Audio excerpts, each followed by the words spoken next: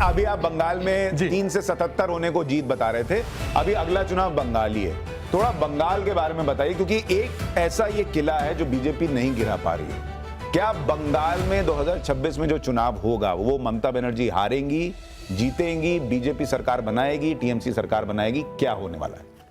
2024 से बता रही हूँ एक ही चीज, अभी मैं चेंज नहीं कर सकती हूँ कि ममता बनर्जी का ये जो है ये आखिरी टर्म है, आखिरी टर्म है।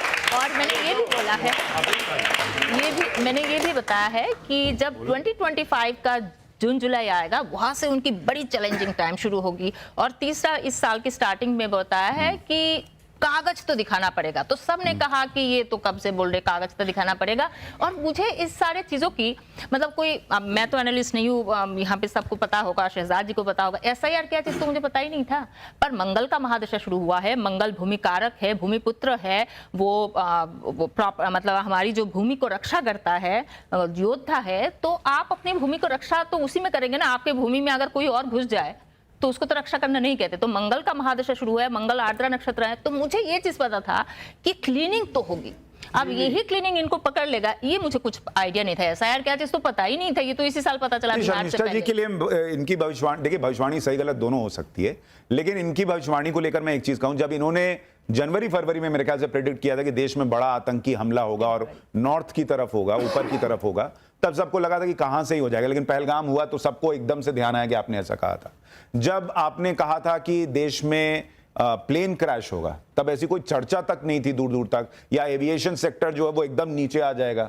अब पिछले साल आप 2 घटनाएं याद कीजिए, एक तो एयर इंडिया का प्लेन क्रैश और दूसरा इंडिगो वाला जो क्राइसिस हुआ। तो वो क्या है, जब चीजें हो नहीं रही होती हैं तब पता नहीं चलता, लेकिन दिखने लगती हैं। जैसे अभी अगर विवेक भाई बात करें बंगाल की, बंगाल में ममता बनर्जी को लेकर सड़क पे प्रदर्शन होना, ये सब जो हुआ वो हमने देखा है। लेकिन अभी हाल में जिस तरीके से हुमायूं कबीर ने पार्टी बना ली, वहां पे बाबरी का मुद्दा बड़ा होने लगा, मुसलमान एकदम से, जो ममता बनर्जी का कोर वोट बैंक है, वो एकदम से चैलेंज किया जाने लगा किसी ऐसे व्यक्ति से जो खुद उनकी पार्टी में रहा हो।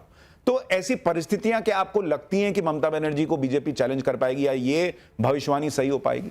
देखिए, मुझे लगता है कि आपको मैं याद दिला दूं कि 2019 में भारतीय जनता पार्टी के टिकट से हुमायूं कबीर चुनाव लड़ चुका है। और जहां तक हमारा आकलन है, हमको ऐसा लगता है, प्रतीत होता है और प्रमाणित भी होता है साथ साथ सुशांत जी, कि कहीं ना कहीं हुमायूं कबीर भारतीय जनता पार्टी के लिए काम कर रहे हैं। उनके एजेंट। हाँ बिल्कुल। 2021 में भी अगर आप देखिए तो सब यही हो रहा था कि भारतीय जनता पार्टी सरकार बना रही है।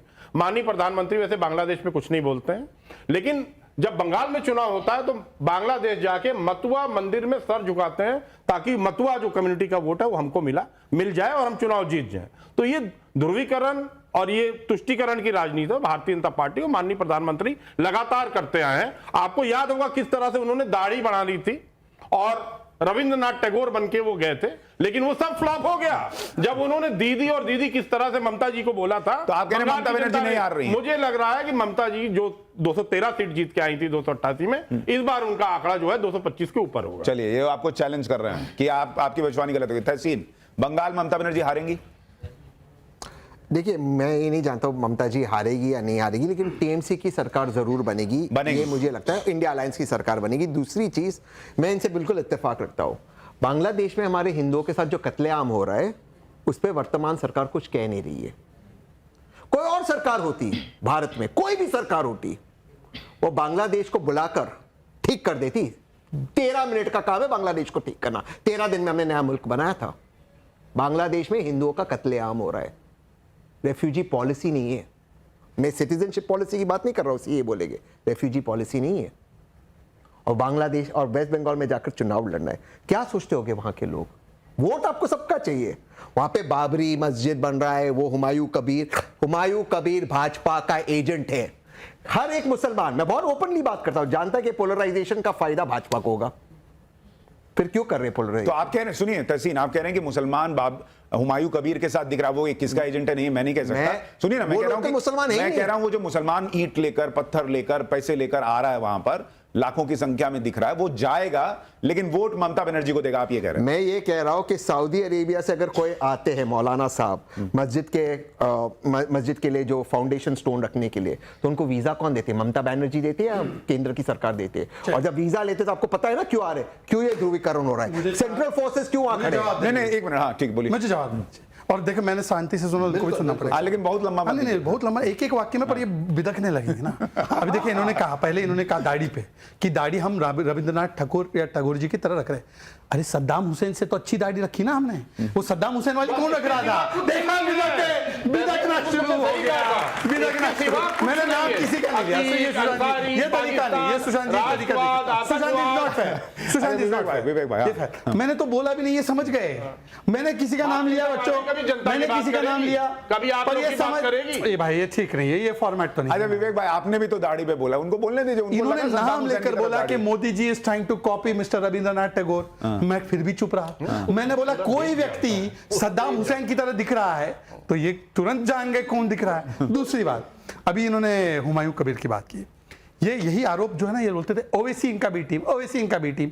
इनके मित्र रेवांत रेड्डी ने बोला ओवैसी गरीबों का सबसे बड़ा मसीहा है, ए ओवैसी आकर जुबली हिल पोल में हमको सपोर्ट कर दो और वाइस प्रेसिडेंट में सपोर्ट कर दो। तब ये बोले नहीं ओवैसी थोड़ी बी टीम है बीजेपी की, ये हमारा आदमी है।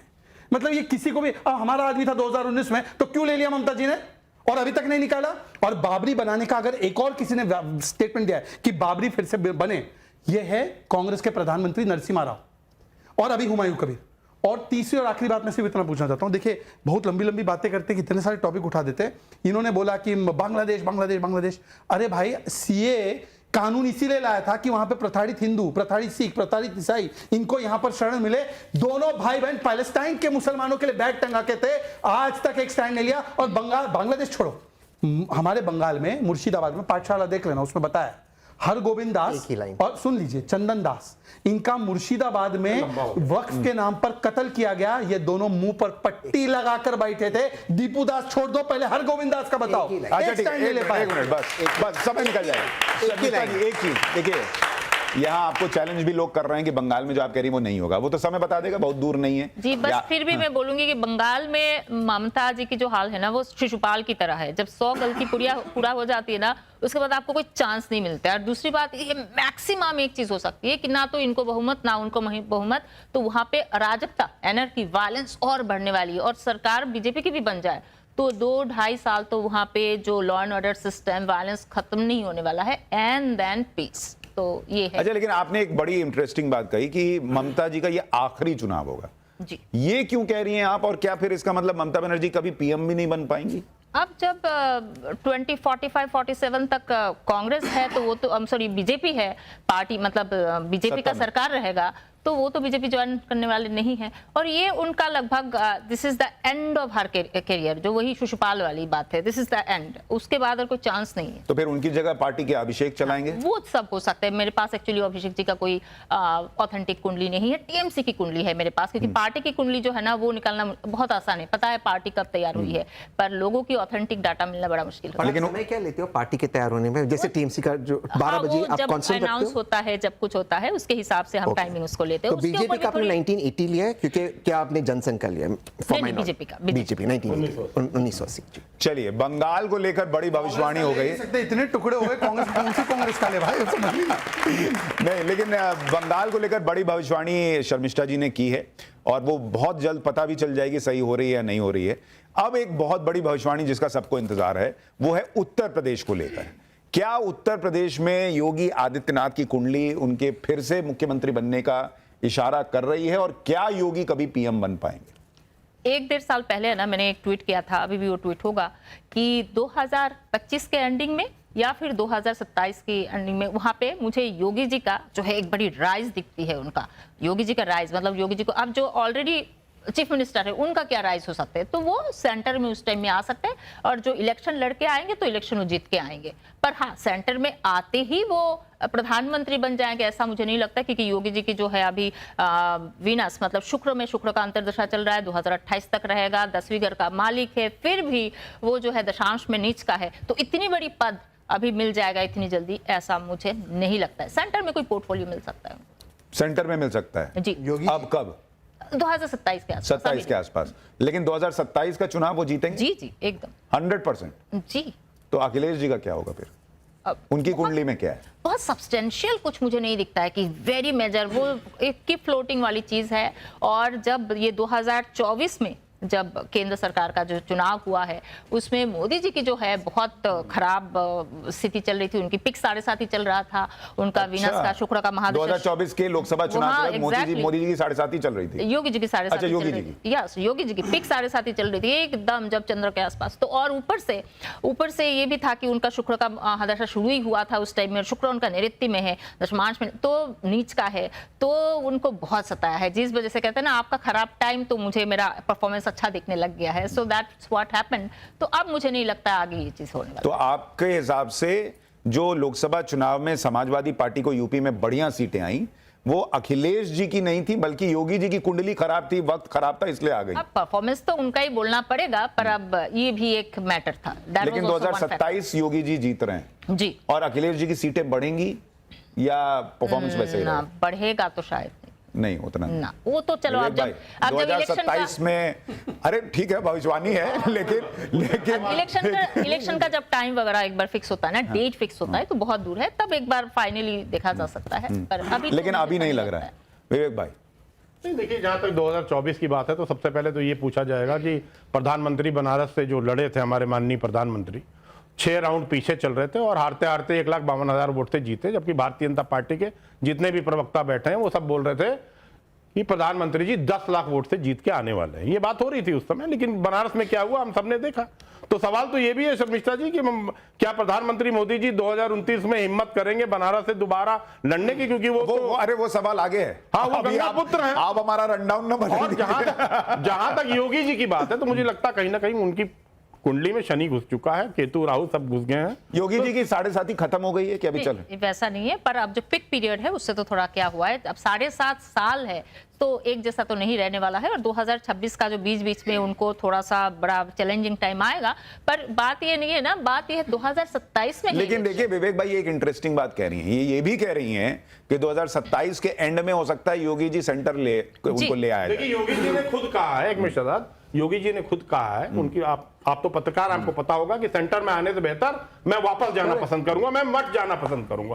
तो योगी जी सेंटर में तो आने वाले नहीं है, क्योंकि योगी जी में एक खासियत जरूर है, मैं बोलूंगा अप्रिशिएट करूंगा कि वो रबर स्टैंप मुख्यमंत्री नहीं है, जैसे कि राजस्थान, हरियाणा, छत्तीसगढ़ या मध्य प्रदेश या बिहार में नीतीश जी तो नाम के मुख्यमंत्री रह गए, सम्राट चौधरी और अमित शाह चला रहे हैं। योगी जी और अमित शाह जी की जो लड़ाई अंदरूनी है भारतीय जनता पार्टी में, वो जग जाएगी। वो कह रही है 2027 में उनका एक प्रमोशन दिख रहा है। अब प्रमोशन सीएम का क्या होगा? सेंटर ही आ सकता है और क्या? नहीं, प्रमोशन ये होगा कि वो वापस मत चले जाएंगे 2027 में और समाजवादी पार्टी की सरकार बनेगी। ठीक है, देखिए ऐसा है कि लड़ाई झगड़े की बात, और मैंने इनको इंटरप्ट नहीं किया तो पूरा सुनना पड़ेगा, लड़ाई झगड़े की बात वो ना करे जो पिता के हाथ से माइक खींच ले और चाचा को जगह ना दे। मैंने किसी का नाम नहीं लिया है, प्लीज रिएक्ट नहीं करना। दूसरी बात, एक समय था, आप तो उत्तर प्रदेश के निवासी, मैं भी यहीं का हूं, हम लोग को तो बताया जाता था कि आजम भी सीएम है, मुलायम जी भी सीएम है, वो कोई और भी 5 सीएम की बात होती थी, यहां तक कि कोई और लेडीज वगैरह की भी होती थी। तो मैं तो बोलना नहीं चाहता, जो 5 सीएम एक सीएम में देखते थे।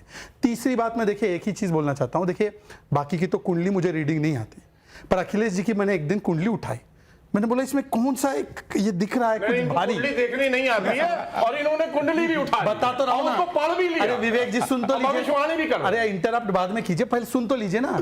इसीलिए मैं जान गया कि ये अखिलेश जी का टाइम खराब है, क्योंकि उसमें राहुल था, राहु भारी ने राहुल भारी था। अब जितना जल्दी इनसे छुड़ाएंगे ना उतना जल्दी आपका उदय होगा। देखो भस्म कर दिया तेजस्वी को, भस्म कर दिया उद्धव को, भस्म कर दिया लेफ्ट को, अब आपके पीछे आ रहा है राहुल। राहुल वो जिसको भी छूते हैं वो भस्म हो जाते हैं। लेकिन ये जो 2 लड़कों की जोड़ी बनी थी, राहुल गांधी और अखिलेश जी की, आपको लड़के 60 साल के हो गए, लड़के अरे तो लड़के लोग अपनी उम्र छुपाते हैं, ये बढ़ाए बता 55 साल के लड़के हैं। तो यूपी के 2 लड़कों की जोड़ी का योग जो है वो क्या संकेत दे रहा है? राहुल गांधी जी का सच्ची में अच्छा टाइम नहीं है। तो जब तक 2027 में उनका बुध का अंतर्दशा शुरू होगा, और बुध का अंतर्दशा शुरू होगा, ऊपर से उनका उपपद लग्न वगैरह 4th हाउस में क्रॉस करेगा, तो मुझे सच्ची में नहीं लगता है राहु जब उनके 4th हाउस में जाएगा। नॉट अच्छा, थोड़ा सीरियस नोट पे, और जो शहजाद कर रहे हैं वो तो कह रहे हैं उस पे न जाके, लेकिन क्या राहुल गांधी की जो कुंडली, और आप कह रहे हैं उनका खराब वक्त चल रहा है, क्या वाकई ऐसा हो रहा है कि राहुल गांधी जिससे सट रहे हैं उसकी कुंडली भी बिगाड़ दे रहे हैं?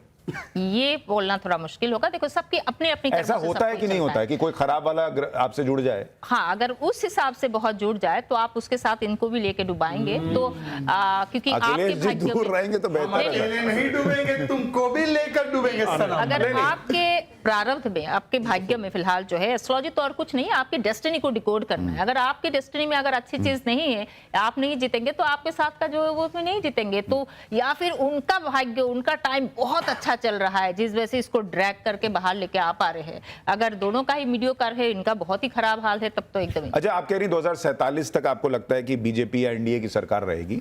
अभी तो आपको योगी जी का पीएम बनने का कोई स्कोप नहीं दिख रहा।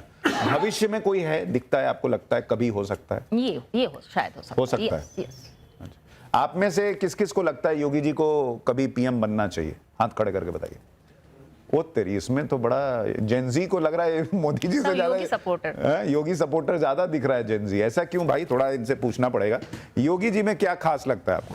सर, उन्होंने यूपी में इतना ज़्यादा डेवलपमेंट किया है, सभी महिलाओं के बारे में इतना सोचा है, तो हमें लगता है कि अगर वो प्रधानमंत्री बनेंगे तो वो देश में भी डेवलपमेंट लेके आएंगे। जब से उत्तर प्रदेश में योगी जी की सरकार आई है तो उन्होंने महिलाओं के बारे में बहुत सोचा है। मतलब पहले क्या होता था कि महिलाएं रात को आने से डरती थी, लेकिन लेट नाइट अब भी वो महिलाएं आती हैं क्योंकि उन्हें एक भरोसा है कि अगर इन फ्यूचर कुछ हो गया तो योगी जी हमें ऑन द स्पॉट इंसाफ दिलाएंगे।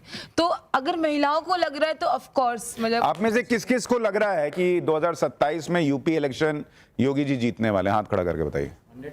100% सबको लग रहा है। लड़कियों को ज्यादा लग रहा है। देखिए ये भविष्यवाणी इधर जा रही है। देखिए मैं इसका एक उत्तर देना चाहता हूँ। 10 मिनट, मात्र 10 मैं भी भविष्य से पहले, अब मुझे पता है ये लोग वो कोर्ट ऑर्डर पे जाएंगे, कुलदीप सेंगर वगैरह चीज उठाएंगे जो कोर्ट का विषय। सुन लीजिए ना, मैं बोल रहा हूँ ना, मैं जानता हूँ जो बोलते बॉयज विल बी बॉयज और रेप के आरोपी को कोई सजा ना मिले वो कम से कम हमको लेक्चर ना दे। पर मैं आपको वर्तमान की स्थिति बताता हूँ। बच्ची ने अभी बोला कि 5 बजे मुजफ्फरनगर और वेस्ट यूपी में महिलाएं बाहर नहीं निकल पाती थी। आज हमने नाइट शिफ्ट ओके कर दिया है, यहां से यहां तक आने का काम, और हमने हमारा विधायक ही क्यों ना हो उसको कन्विक्ट कराया। इन्होंने बोला बॉयज विल बी बॉयज, क्यों सजा देते हो? ये अंतर है। और इनको पता है कि योगी जी नैतिकता से, प्रामाणिकता से, एक बेचारा संत आदमी है, काम करता है, मंदिर चलाते हैं, ट्रस्ट चलाते हैं, बस यही है। किसी ने आलीशान मकान अपने लिए, मैं ये कह रहा हूं, बहन की स्थिति देखे उनकी। देखिए ग्रह नक्षत्र पढ़ के भविष्यवाणी करना अलग बात है। एक सैंपल यहां भी मिल रहा है कि महिलाएं जो है ना वो योगी जी के लॉ एंड ऑर्डर को लेकर जो व्यवस्था है उससे बहुत प्रभावित है, और जेनजी कह रहा है कि भाई योगी जी लौटेंगे। तो ये एक पैटर्न दिखता है, आगे देखेंगे क्या होगा। खबरों की रणभूमि में यहां शोर नहीं सोच लड़ती, जहां शब्द नहीं फैक्ट्स वार करते हैं और हर सवाल खोलता है सच की नई परत।